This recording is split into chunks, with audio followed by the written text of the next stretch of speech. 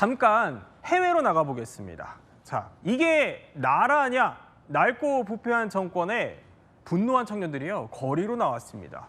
그러니까 의리의리한 경기장 말고 진짜로 필요한 건 따로 있다, 이런 간절한 목소리들이 나오는 건데 무슨 얘기인지 바로 짚어보겠습니다.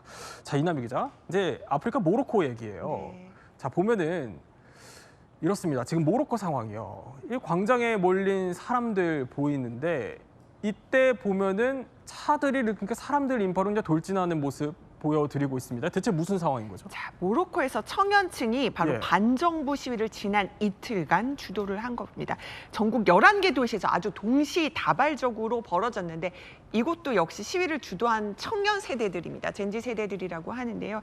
보면은 이 시위대가 정부 차량을 이렇게 전복하는 모습, 저희가 이제 화면을 끊어서 보여드리는데요. 또 조금 뒤에 영상이 나올 수도 있지만, 그러니까 경찰 차량 이렇게 다가오는데 전복을 시키거나 또 물대포를 쏜 경찰과 충돌을 하기도 하고요. 네. 보통은 또 뭐 가면을 쓴 시위대가 이제 충돌을 하거나 이런 모습이고요.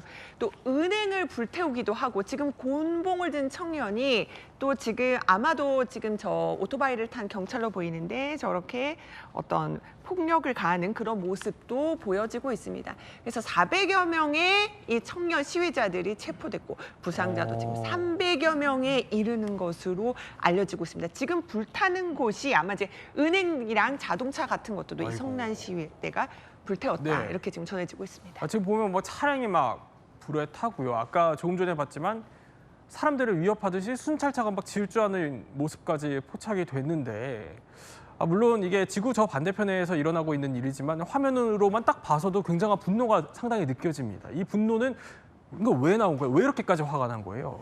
그러니까 민생이나 복지에 쓸 돈을 화려한 국제행사 유치에만 쓰는 정부에 굉장히 화가 난 겁니다. 지금 모로코의 공공서비스, 보건이나 교육 서비스가 굉장히 열악하거든요. 예. 심지어 공립병원에서 최근에 산모 8명이 잇따라 사망하는 사태까지 벌어지고 10,000명당 의료진 기준이 권고치에 현저히 미치지 못하는 그런 열악한 상황인데, 그런데 정부는 이런 의료 현실을 개선하는 데 돈 쓸 생각은 하지 않고 피파 월드컵 공동 개최, 그리고 아프리카 네이션스컵 유치하면서 여기에 투자하고 경기장 짓고 개보수하는 데 돈을 쓰고 있다는 거예요. 네. 그래서 구호가요, 경기장은 있는데 병원은 어디에? 라는 구호거든요. 그래서 저렇게 화가 난 겁니다. 그러니까 겉보기에만 치중하고 필수 인프라를 안 챙기니까 저렇게 국민들이 분노를 한 건데, 그런데 자세히 보면 저 시위대들이요, 대부분 좀 젊어 보여요? 이번 지금 시위를 주도하는 세대가 예. 20, 30대 청년들, 이른바 젠지라고 불리는 G세대가 주축이 됐기 때문인데요. 시위에 앞장선 단체도 G세대 212, 그러니까 젠지 212라는 단체거든요. 그런데 예전에는 뭐 노조에서 어떤 지도부가 있고 대규모 집회를 조직적으로 개최를 했던 것과는 달리 요즘에는요, 특히 이 젠지들이 SNS를 통해서 자발적인 참여를 독려하고 이 메시지를 받고 저렇게 거리로 뛰어나왔다는 거예요. 네. 이렇게 젠지 세대가 시위에 앞장선 이유는 이 모로코에서도 이 세대가 특히 취약한 계층이기 때문입니다. 작년에 모로코에서 15에서 24세 인구 실업률이 무려 절반에 달하는 상황인데, 절반. 이런 상황에서 민생 문제는 돌보지 않고 예산 6조 원을 월드컵에 쓰겠다라고 하니까 청년 세대의 분노가 극에 달한 겁니다. 그러니까 청년 실업률이 한 절반에 육박하는데 이 6조 원이라는 돈을 다른 데다 쓰겠다고 하니까 저런 화가 치솟고 있는 겁니다. 근데 보다 보니 떠오르는 게 네팔이 떠오르네요. 그러니까요. 보면은 최근에 아시아드 그리고 이 아프리카 모로코까지 예. 청년들이 보통은 그 기득권층의 불평등, 불공정에 대해서 분노하면서 이렇게 시대에 화난 시대의 모습이 이어지는 것 같습니다. 저희가 여러 번 전해드렸지만 바로 네팔의 모습이죠. 지난달 젠지 세대 주도로 반정부 시위가 이뤄졌습니다. 예. 다 의회, 정부 청사 이렇게 지금 성난 시위대에 의해 활활 타올랐습니다. 총리도 물러났고요. 장관들도 물러났고요. 뭔가 물가에 도망가다가 붙잡히기도 하고요. 헬기로 도망가는 모습이 포착이 되기도 했잖아요. 그리고 뭐 고위 관계자가 뭐 운영하는 걸로 알려진 뭐 호텔까지 화재가 나기도 했고요.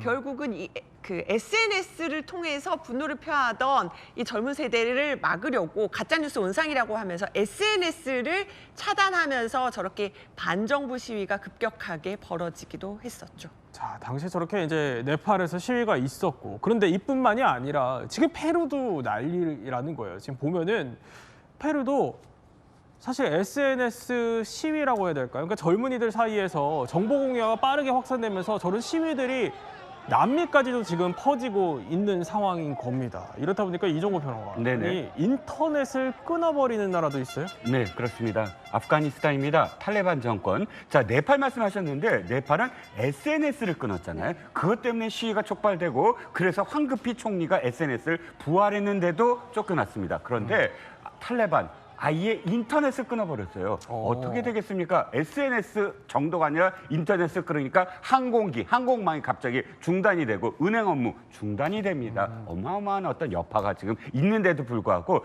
워낙에 인터넷으로 좀 확산되는 것이 두려운 탈레반이 이렇게 했습니다. 그러나 아무리 탈레반이라고 하더라도 지금 G세대들이 이렇게 분노하면서 이렇게 인터넷을 통해서 결집하는 것 아프가니스탄에서 막아낼 수 있을까라고 생각이 듭니다. 네, Z세대 시위까지 오늘 이야기 이렇게 핵심만 살펴봤습니다.